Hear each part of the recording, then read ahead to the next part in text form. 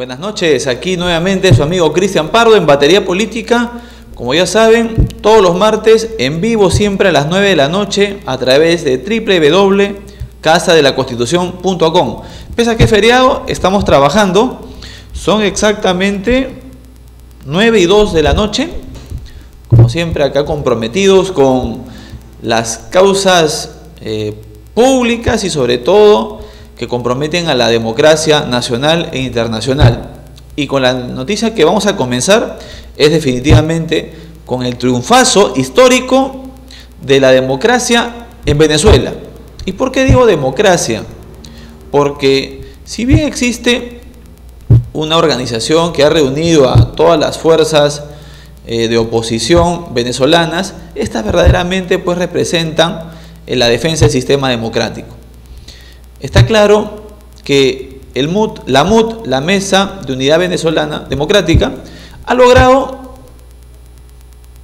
algo que parecía imposible, ¿no?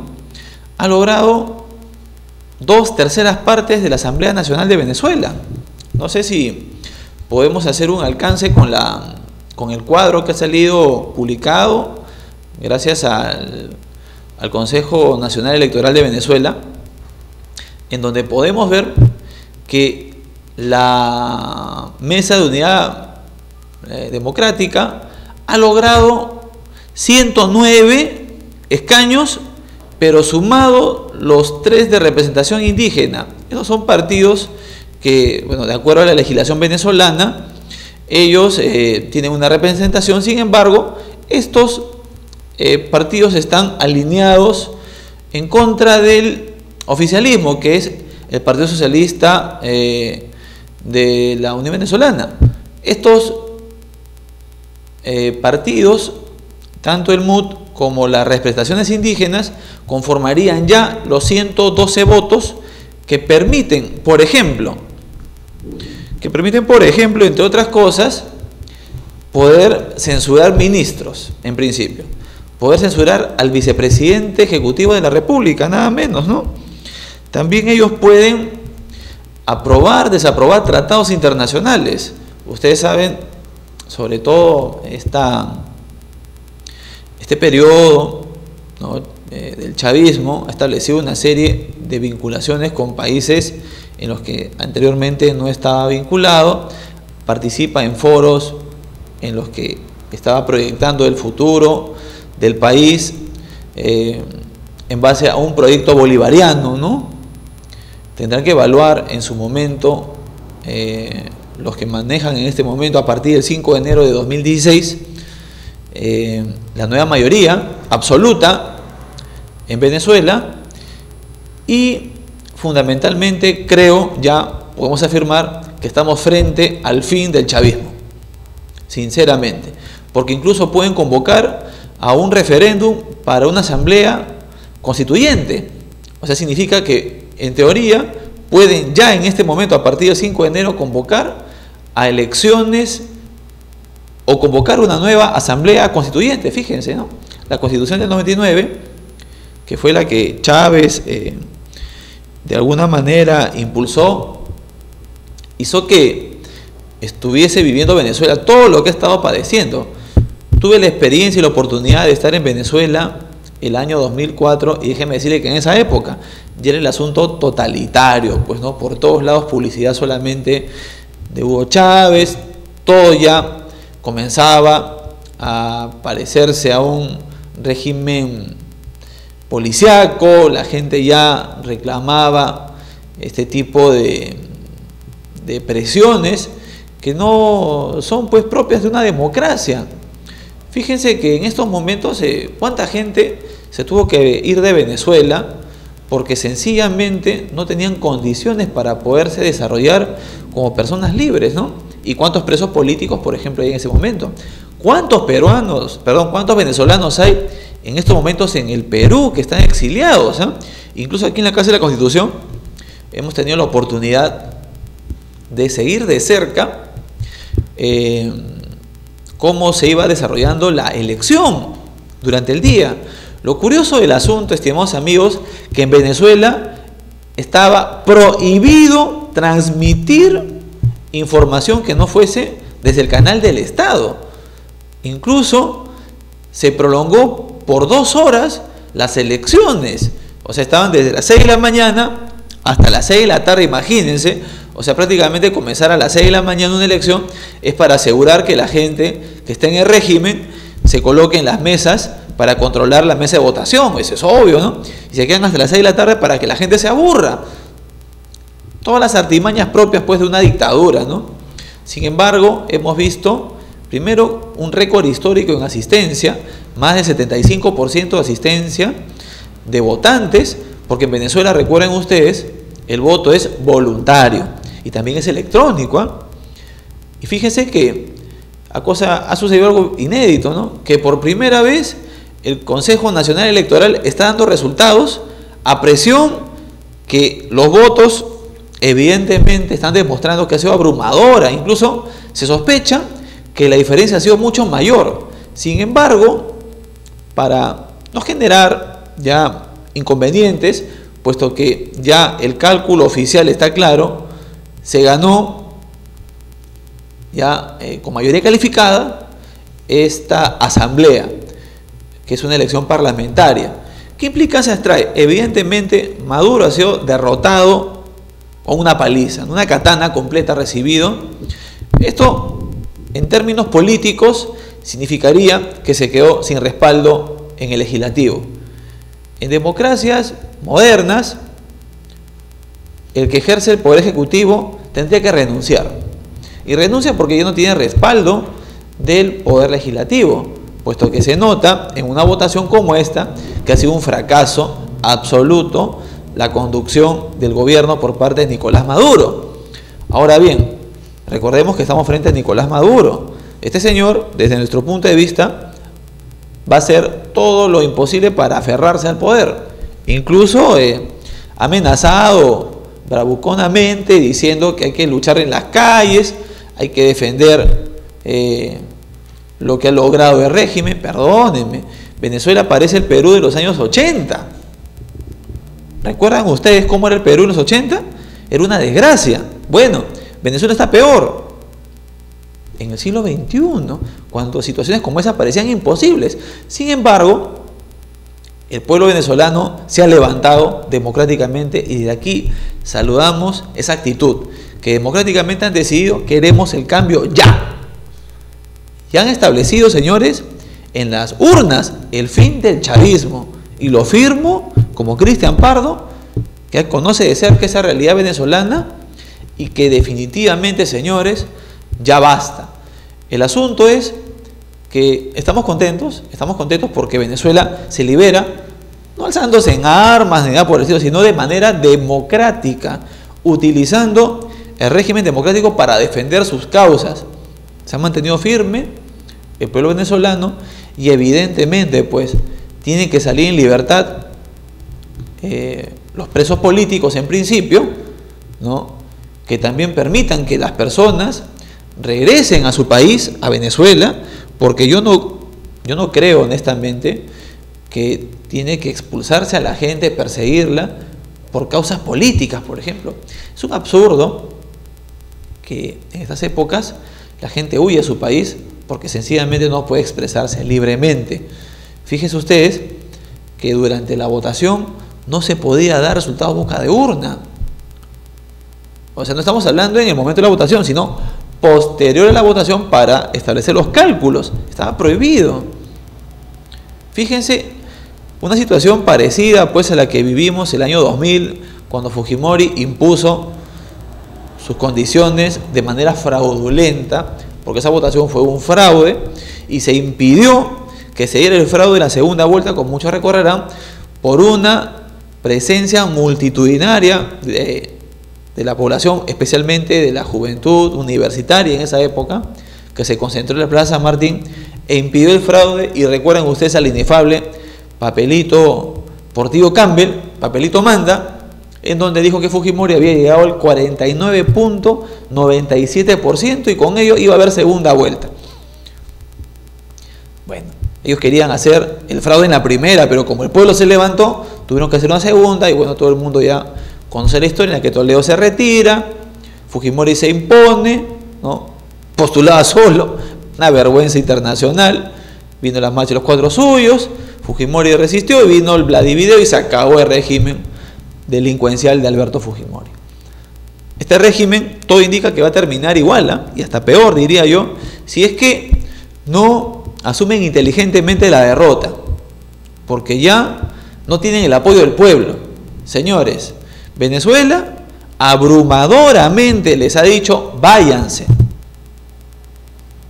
Y desde aquí nosotros respaldamos la posición del pueblo venezolano y que ellos de manera legítima y democrática impongan condiciones democráticas.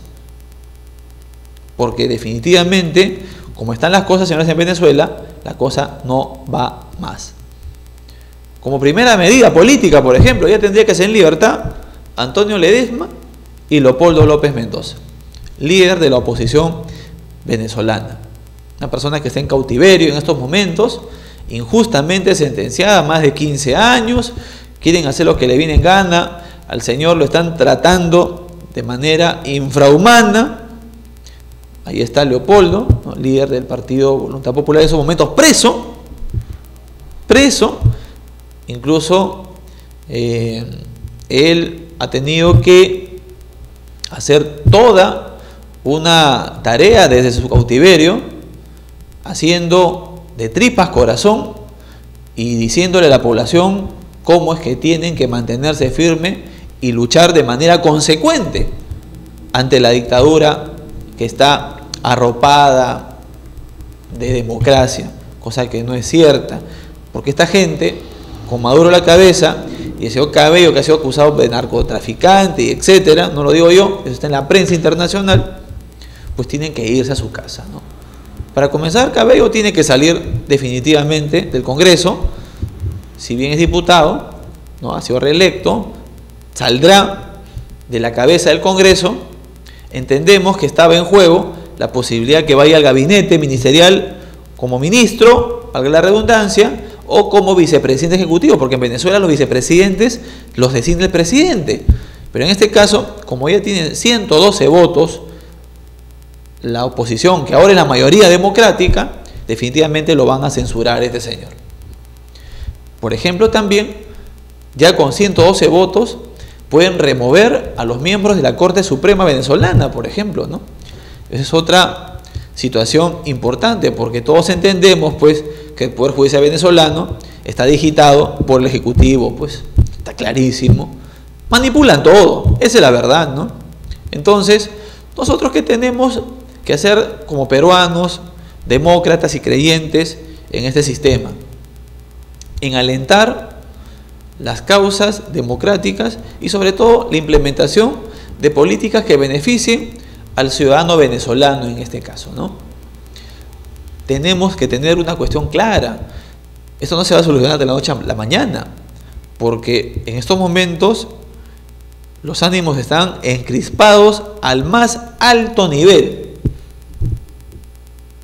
Así de sencillo. Entonces acá tiene que haber una responsabilidad de los líderes venezolanos, tanto Nicolás Maduro como del MUD, de la MUD, la Mesa de Unidad Democrática. Entendemos, escuchamos las declaraciones que dio Enrique Capriles, me parecieron bastante sensatas, honestamente, llamando a la calma, a la tranquilidad, pero ser firmes en la defensa de la voluntad del pueblo venezolano. Está claro, yo espero que la primera medida que tome este gobierno es liberar a Leopoldo López, por ejemplo, y a Antonio Ledesma.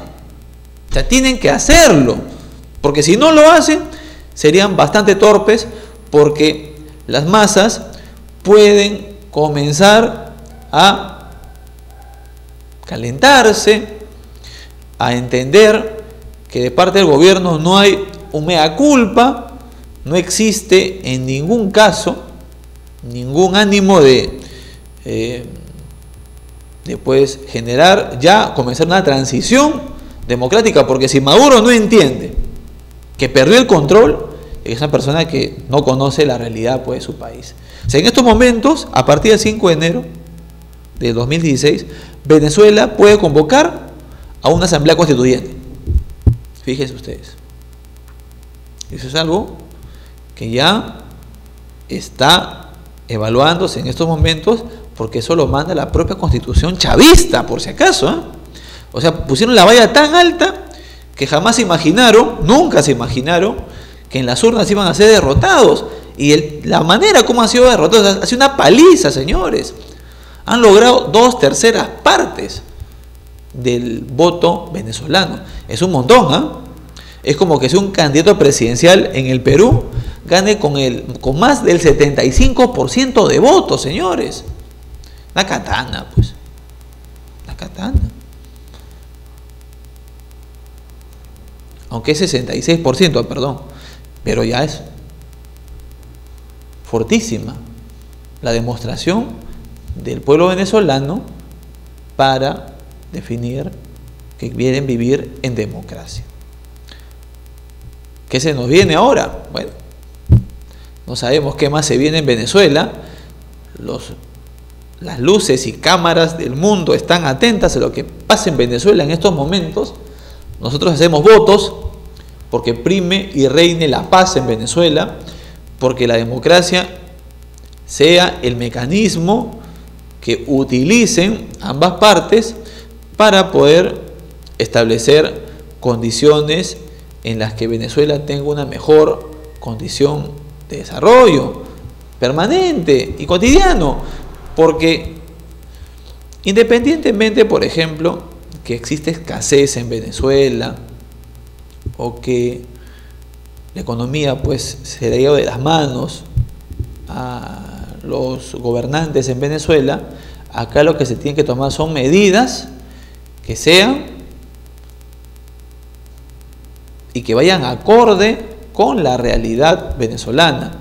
Hay un país polarizado en este momento, está dividido, quienes confían o por lo menos apuestan, o no sé si irán apostando, porque ya al ver la derrota les aseguro que se van a pasar para el otro lado, porque ya Maduro prácticamente se ha quedado solo, porque en estos momentos no tendrá ni siquiera libertad para decidir quiénes serán sus ministros. Fíjense ustedes, tendrá que conciliar una transición desde nuestro punto de vista para dar paso a un nuevo gobierno. No le va a quedar otra, no le va a quedar otra, porque el gobierno, la fuerza de la ley y de la democracia ya está en la MUD en estos momentos.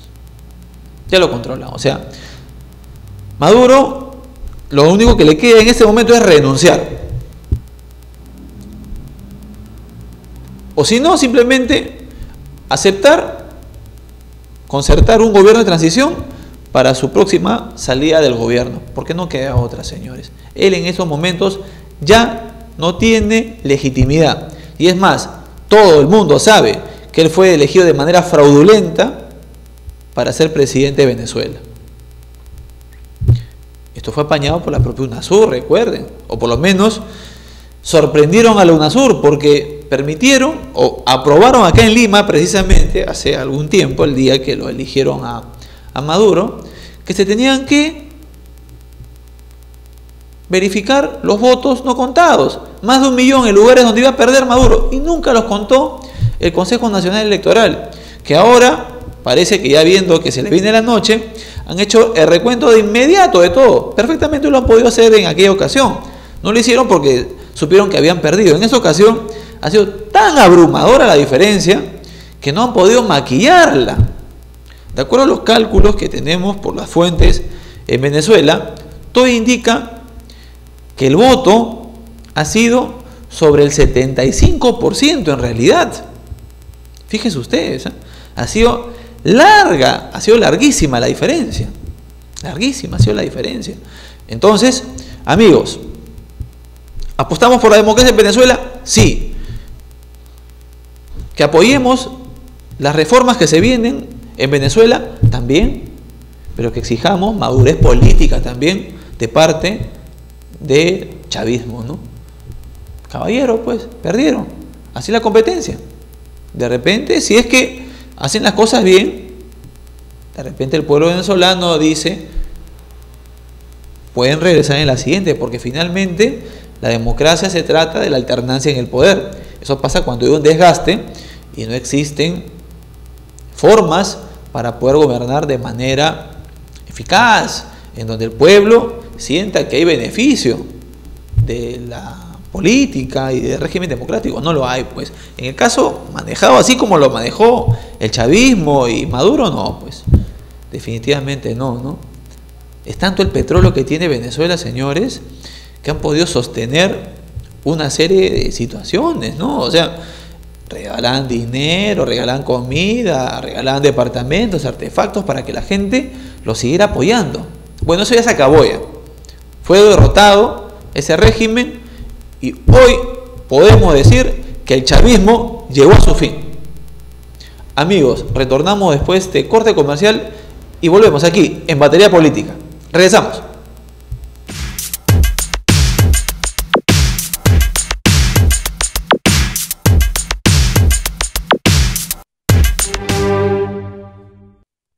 Buenas tardes, soy Ángela Canto Buendía, representante de Pacto por el Perú. Felicitar por los temas de interés nacional que están tocando, especialmente para poder juntar, unir a la juventud en esta influencia grande que es la política. Muchas gracias y un saludo grande de la Casa de la Constitución.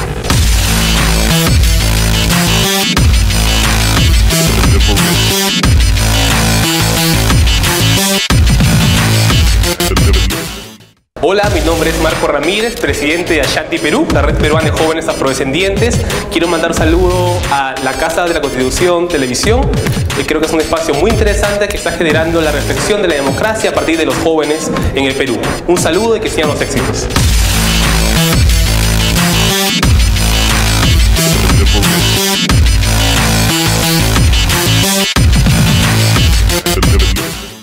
Hola, mi nombre es David García Fuentes, soy del Club del Emprendedor Perú y soy del distrito de Pachacamac. Muchos éxitos, Casa de la Constitución.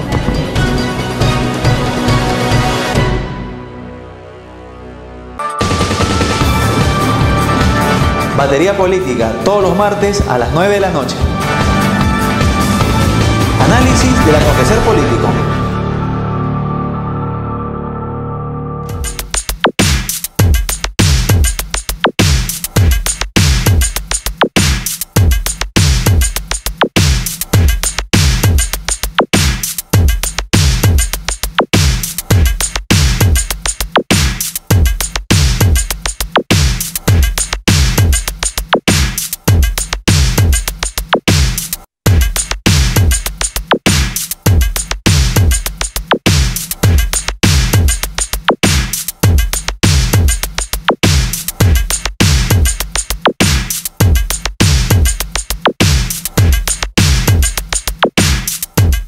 Bien, nuevamente aquí su amigo Cristian Pardo, como siempre todos los martes a las 9 de la noche en vivo siempre, aquí a través de www.casadelaconstitucion.com. Bueno, la noticia también de la semana fue la realización de la conferencia anual de empresarios CADE en la ciudad de Paracas, en donde pues hubieron una serie de presentaciones de distintos líderes del sector empresarial, expertos en temas vinculados a este sector importante del país, pero también se realizó la presentación de los 5 candidatos o precandidatos presidenciales que están en los primeros lugares en las encuestas, ¿no? Como bien dijimos acá, CADE había establecido que eran los 4 primeros, sin embargo se coló Alejandro Toledo. Ahí Toledo bueno, apareció pues, ¿no?, como un invitado más. Lo curioso del asunto, estimados amigos, es que CADE se convierte en una plataforma comunicacional también y que permite que exista de alguna manera una evaluación, análisis de la participación de cada candidato, ¿no? Sobre todo en el entendido que están dirigiéndose a empresarios y otros que no lo son y que van para tomarse una foto, aparecer en Facebook y decir que son empresarios, otros paracaidistas, periodistas, pero que en resumidas cuentas están apuntando a un sector alto de la población peruana. evidentemente tienen que buscar encandilar a los industriales, pues, ¿no? A las personas que manejan el dinero, pues, en el Perú, ¿no? Y evidentemente los discursos son más o menos conservadores. Unos proponiendo medidas como la construcción de un tren bala, como el señor Acuña, Tacna Tumbes, otros como la señora Fujimori, que de verdad me quedé dormido, les digo honestamente, qué discurso para más aburrido el de Keiko Fujimori, Roger, oye, de verdad, nada, o sea, no dejó nada para el análisis, ¿eh? Parecía que estuviese leyendo un libreto y se acabó, con ella no era el tema. Bueno, Acuña, verdad, honestamente, sabiendo que está casi cerca del segundo lugar, es un señor que no sabe leer. Ahora, yo me pongo así, honestamente, a pensar, ¿cómo es posible que haya tenido un título profesional, un máster, un doctorado y un postdoctoral tiene ese señor? Pero si no sabe prácticamente leer, o de repente ha sido mi impresión, pero les digo honestamente, a mí me dejó impresionado el hecho de que no supiera leer. Bueno, sabe leer, pero no sabe leer bien, pues. Hay que tener mucho cuidado con ello, porque la opinión pública se deja guiar por ese tipo de situaciones, ¿ah? Son cuestiones simbólicas, porque evidentemente cualquiera se deja encandilar por alguien que sabe hablar, pues, ¿no? Por ejemplo, ¿no? Bueno, Acuña en realidad nunca encandilado por saber hablar. Eso es una cosa también importante. O sea, a la gente no le ha importado que Acuña sea un tipo que no sabe hablar, ¿no? Por ejemplo, Toledo ha sido presidente de la República, pero hace unas afirmaciones, no sé si la quiere pegar de bromista, candidato a ser comediante en risas y salsa, no sé, pero decir que el presidente de China se acostaba con la reina de Inglaterra, perdónenme, pero ¿qué tipo de persona puede decir eso? Miren, y el más gracioso de todos, que bueno, ahí quiso hacer algunas bromas, Alan García no cayó en ese tipo de situaciones. Sin embargo, García, si bien es una persona que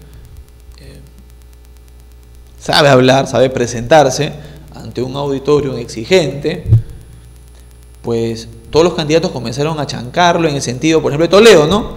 Yo sí tengo un doctorado. El señor Acuña también tiene un doctorado. Y Alan García, no. Es el doctor Bamba, le decían. Como es en las redes, ¿no? ¿Cómo era el hashtag? Plan Bamba del doctor Bamba. O sea, la burla por el hecho de una afirmación que no era cierta.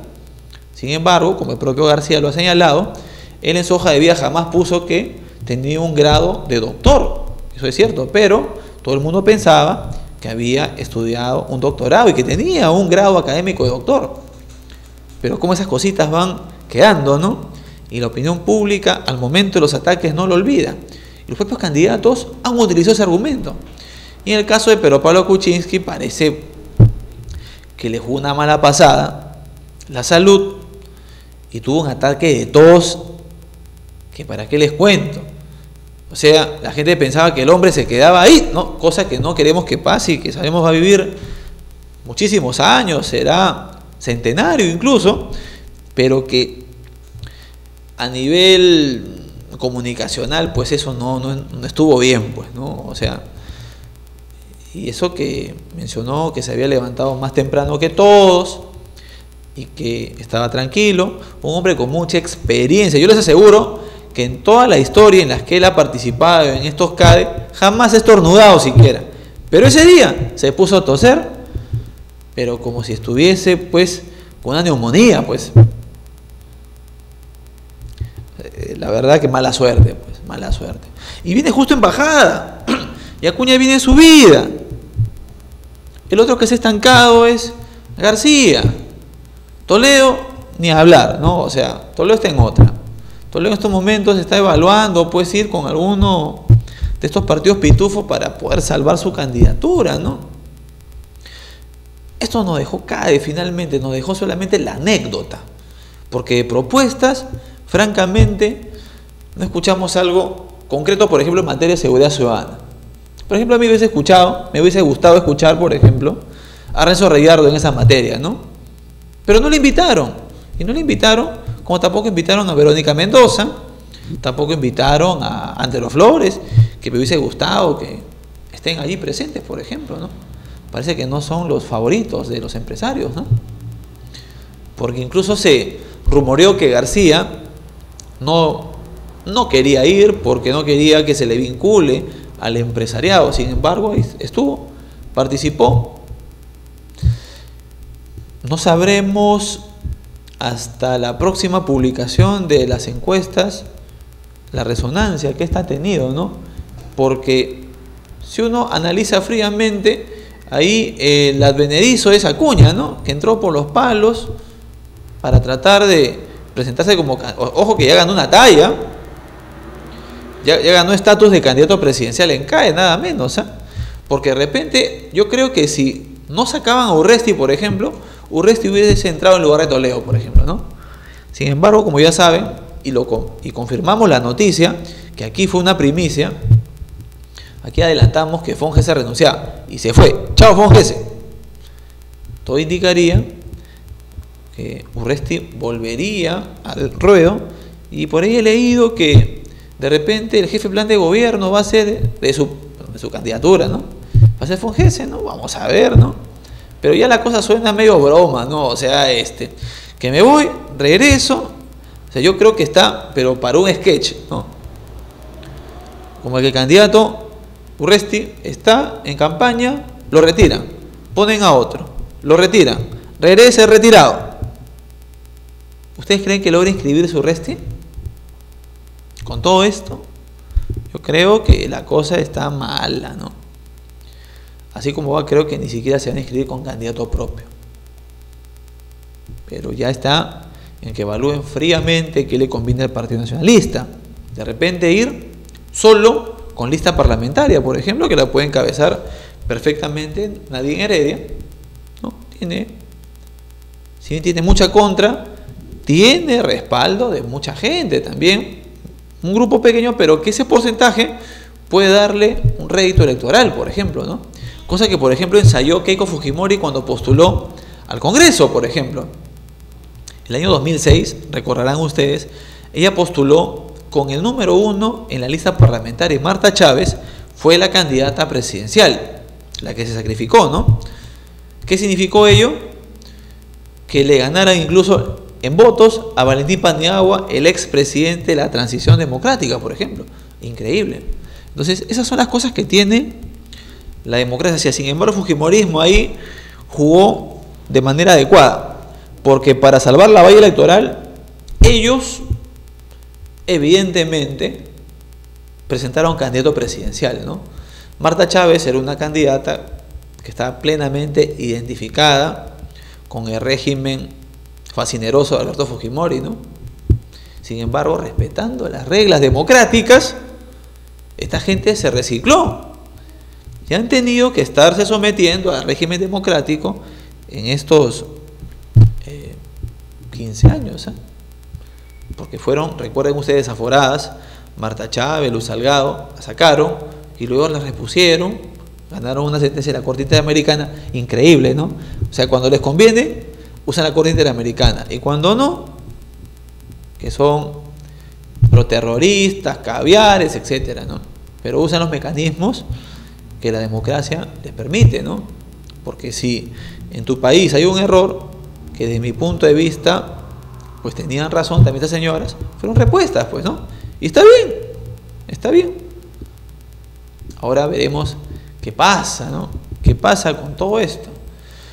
La otra noticia que arremeció el mundo de lo público, pero en este caso lo deportivo, es el arresto de Manuel Burga Seoane, expresidente de la Federación Peruana de Fútbol. Ustedes se imaginan, cualquiera de repente pensaría que era un fotomontaje hace unos días nomás, ¿no? Pero no, es verdad. Manuel Burga está preso, está en Piedras Gordas. Increíble. ¿Quién se iba a imaginar que Manuel Burga iba a terminar de esa manera, ¿no? Y posiblemente lo estén extraditando para que esté en una cárcel de máxima seguridad de los Estados Unidos. ¿Y por qué?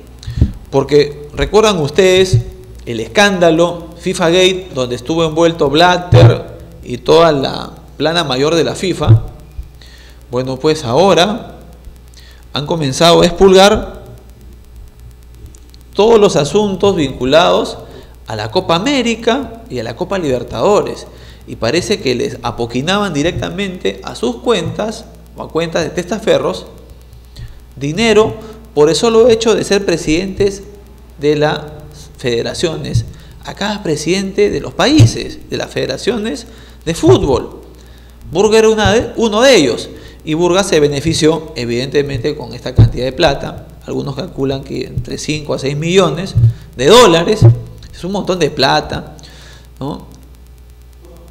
Acá lo que ha pasado es que uno dice, oye, pero si es una cuestión estrictamente privada, perfecto, pero en Estados Unidos, donde aparentemente hicieron estas transacciones utilizando bancos del sistema norteamericano, o sea, ¿qué pasa?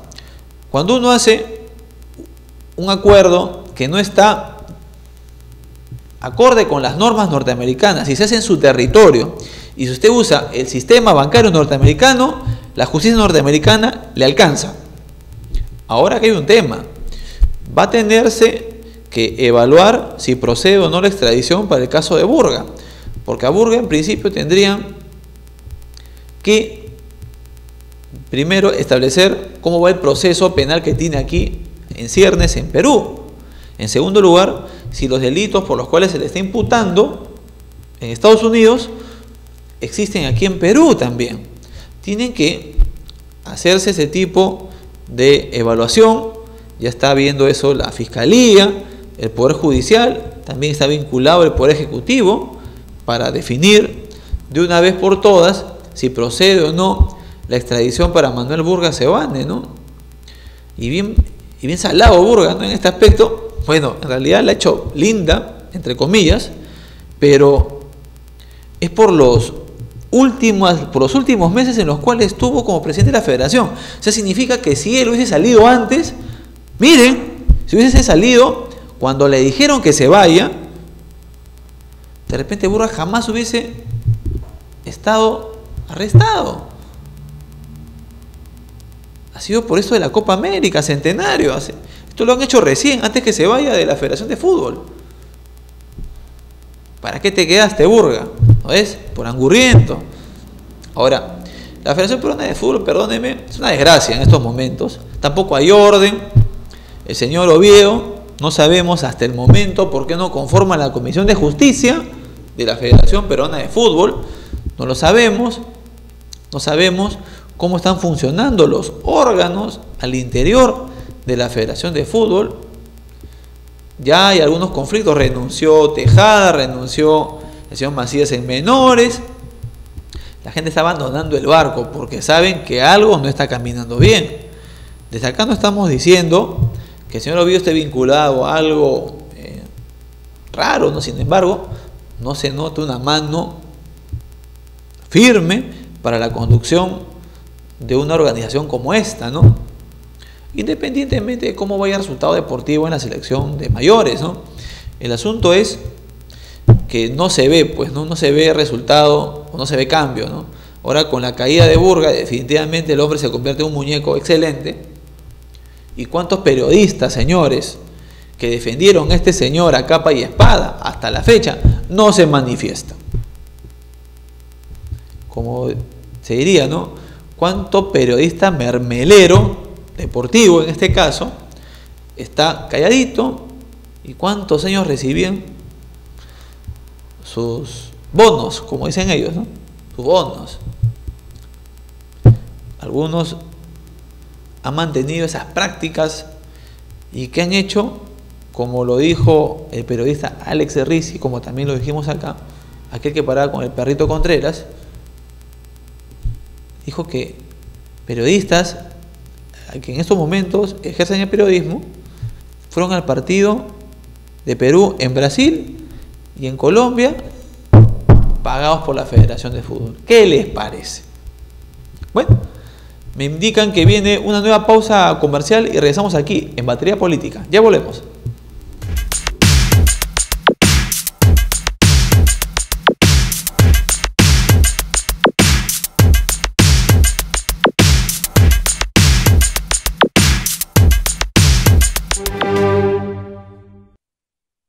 buenas tardes, soy Ángela Canto Buendía, representante de Pacto por el Perú. Felicitar por los temas de interés nacional que están tocando esencialmente para poder juntar, unir a la juventud en esta influencia grande que es la política.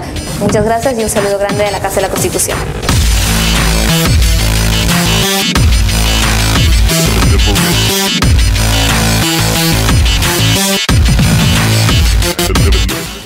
Hola, mi nombre es Marco Ramírez, presidente de Ashanti Perú, la red peruana de jóvenes afrodescendientes.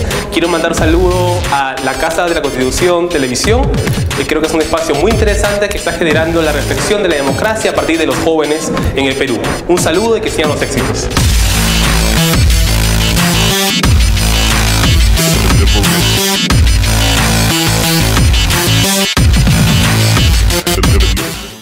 Hola, mi nombre es David García Fuentes, soy del Club del Emprendedor Perú y soy del distrito de Pachacamac. Muchos éxitos, Casa de la Constitución.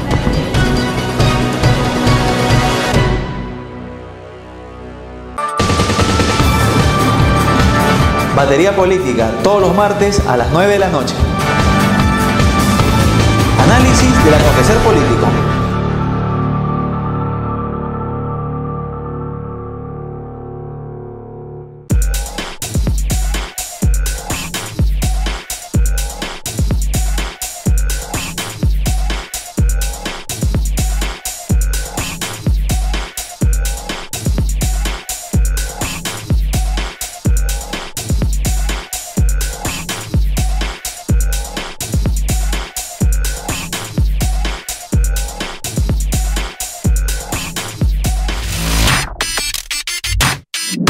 Todos los jueves de 8 a 9.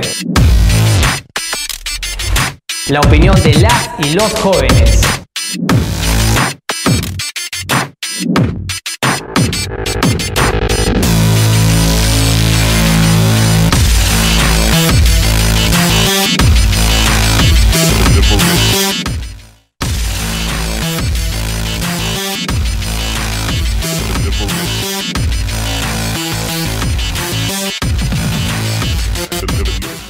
Buenas noches, mi nombre es Joel Odargusquiza, pertenezco a la organización Ciudadanas y Ciudadanos. Saludo para Casa de la Constitución Televisión. Reconozco el trabajo que vienen realizando, fomentando y promoviendo la participación de la nueva generación para el fortalecimiento de la democracia.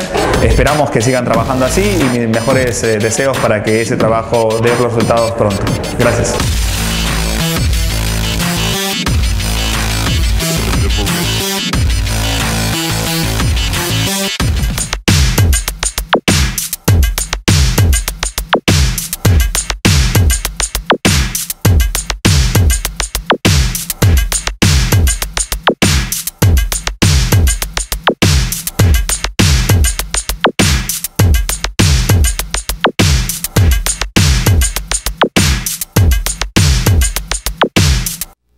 Hola, nuevamente aquí su amigo Cristian Pardo, siempre en Batería Política, todos los martes a las 9 de la noche, siempre en vivo a través de www.casadelaconstitucion.com.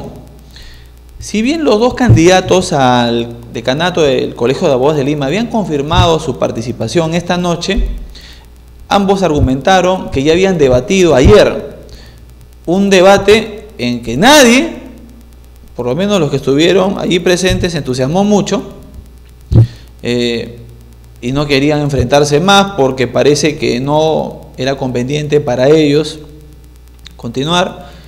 Les aceptamos sus excusas, toda vez que nuestra actitud no es de mala leche, todo lo contrario, ¿no? Tampoco estamos acá para decir que son malas personas y responsables por no venir. Sin embargo, entendemos que sus estrategias de juego han terminado de todas maneras perjudicando a la teleaudiencia que estaba ávida por escuchar sus propuestas. Los debates sirven para terminar de hacerse un juicio de valor finalmente respecto a una persona, una candidatura, una propuesta. Nosotros nos hubiese encantado, por ejemplo, escuchar la propuesta del señor Palacín, que afirma hará un edificio del Colegio de Abogados como de 20 pisos, ¿no? Pero queremos saber también de qué se trata este asunto, ¿no? Habla también de hacer un concurso de notarios de lo más revolucionario posible, que todo el mundo sea notario prácticamente, ¿no? Eso también es una propuesta que amerita una evaluación y conocimiento público por parte del electorado abogadil. Y en el caso del señor Angulo, que lo tuvimos acá en un momento incluso en este programa, nos explique de qué se trata esa bolsa de trabajo, porque suena tan trillado ese término de bolsa de trabajo que pareciera pues que estamos hablando de una bolsa de pan de repente, ¿no? Pero es tan fácil hablar del término bolsa de trabajo, pero entendemos que hay una buena voluntad, ¿no?, de generarle oportunidades laborales a los abogados. Sin embargo, la profesión del abogado entendemos que es una profesión liberal. ¿Qué significa? Que es una profesión que uno puede ejercerla de manera libre, independiente, no depender de nadie, pero muchos abogados trabajan en el Estado, por ejemplo, como asesores legales, gerentes legales, o son magistrados, o trabajan en la fiscalía, o son políticos, o en su defecto trabajan en un estudio de abogados, en alguna empresa, en donde ejercen la función de asesor legal o de abogado de las empresas. Quisiéramos que sean un poco claros en ese asunto para que el elector de los abogados pues tenga claro cómo votar, ¿no? Nosotros desde Batería Política hacemos un llamado, ¿no?, nuevamente, a que en esta votación, señores, se respete la integridad del abogado y abogada, porque fue una falta de respeto el comportamiento que tuvo el comité electoral al permitir vejaciones a los abogados, maltratos, empujones, cortes se han hecho porque no contaban con el adecuado lugar para que se desarrolle la votación presencial. Hubieron muchas quejas respecto al voto electrónico no presencial, pero también muchos aplausos. Por ejemplo, han votado casi 15.000 abogados de manera no presencial, un hecho sin duda inédito, ¿eh? Porque una cosa es votar de manera electrónica en el lugar, porque yo cuando voto, ¿no?, electrónicamente, marco mi voto, sale un papelito y uno ve ese papelito, el resultado de su voto y lo pone al ánfora. Perfecto. Pero en el voto no presencial, primero que no se sabe quién votó. Entonces, hay una máquina allí, ¿no?, en un centro de cómputo, donde van cayendo papelitos, así, como si fuese una maquinita que corta papel, así, y van cayendo los votos. Y no se ve el voto, o sea, es el voto se puede computar con un aparato de láser y dice, así fue el voto. Votó por A, por B, por C. Pero uno no puede ver el voto porque está en barras, en código de barras. O sea, acá también es una cuestión de fe, ¿eh?, de creer en lo que verdaderamente está arrojando, ¿no?, esa computadora. Porque ninguna de las 15.000 personas que están presentes allí, déjenme decirles, saben, o mejor dicho, los que votaron de manera no presencial, no saben en realidad si su voto, tal cual va saliendo de la máquina, es como lo realizaron.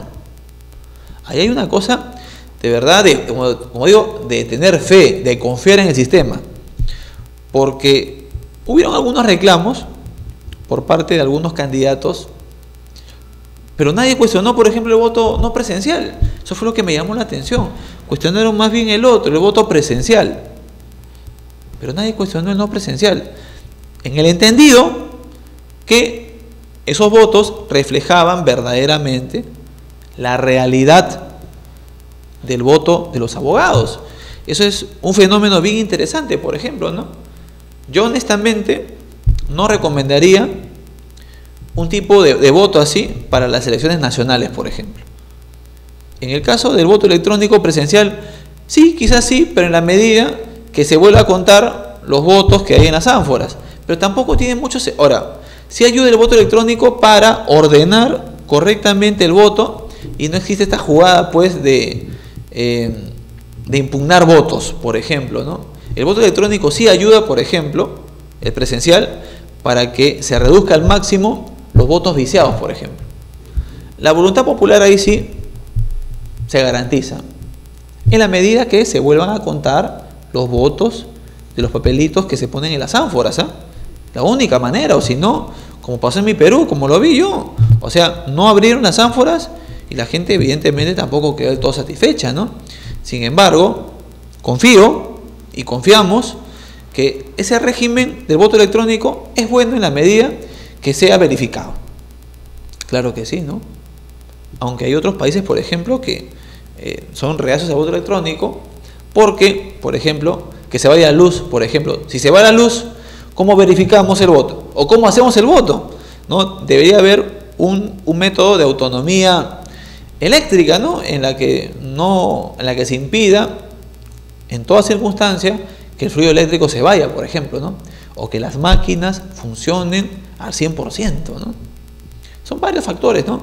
Sin embargo, entendemos que cuando la mayoría acepta es porque primero saben la realidad, cómo fue su campaña, y en resumidas cuentas lo que prima es que la voluntad popular se respete, ¿no? Así que para nosotros la votación está pareja, cualquiera puede ganar, de verdad no hay un claro favorito, está para cualquiera la votación del Colegio de Abogados, y bueno, esperemos pues que la cosa vaya bien. Ahora, para cerrar batería política, han llegado bastantes quejas por parte de los exalumnos de la Facultad de Derecho de la Universidad de San Martín de Porres. Ya no de los alumnos, ahora de los exalumnos. Resulta que el tradicional almuerzo anual de los graduados y exalumnos de la Facultad de Derecho este año no se va a realizar. Yo desde que acabé la universidad siempre hubo ese almuerzo tradicional, todo el mundo esperaba todos los años para reencontrarse con los amigos de la promoción, saludarse, saber cómo estaba la gente, contactarlos y verle las caras a los amigos de toda la vida universitaria. Sin embargo, al señor decano Ernesto Álvarez Miranda no se le ocurrió mejor idea de cancelar ese tradicional evento. Y eso que es su primer año como decano, ¿eh? Entonces ya vemos que hay un maltrato ahí a los exalumnos que toda la vida han participado. O sea, no entendemos por qué cambiar las tradiciones buenas cuando justamente hay que cultivarlas, ¿no? Pero, en fin, ¿no? Han sido varias las quejas, ¿no? Incluso se han quedado sorprendidos de las actitudes que toma esta autoría y que no, pues nadie esperaba eso, ¿no? Además del maltrato a los estudiantes, ahora maltrata a los exalumnos, ¿no? ¿Quién entiende, pues, cuando alguien ejerce un cargo y no lo hace de manera adecuada? Sin embargo, siguen pasando los días y esperemos, pues, que haya algún tipo de reacción por parte de las autoridades de rectorado, ¿no? Que digan algo, ¿no? El Consejo Universitario de Rectorado diga qué está pasando, ¿no? Porque no puede ser posible que haya este maltrato a los abogados sanmartinianos ahora. O sea, además que los maltratan en el Colegio de Abogados de Lima, los maltratan en su propia casa de estudios. Bueno, con esto, batería política llega a su fin. Nos encontramos nuevamente el próximo martes, en vivo, siempre a las 9 de la noche, siempre aquí, a través de www.casadelaconstitucion.com. Su amigo Cristian Pardo se despide y le dice hasta la próxima. ¡Chao!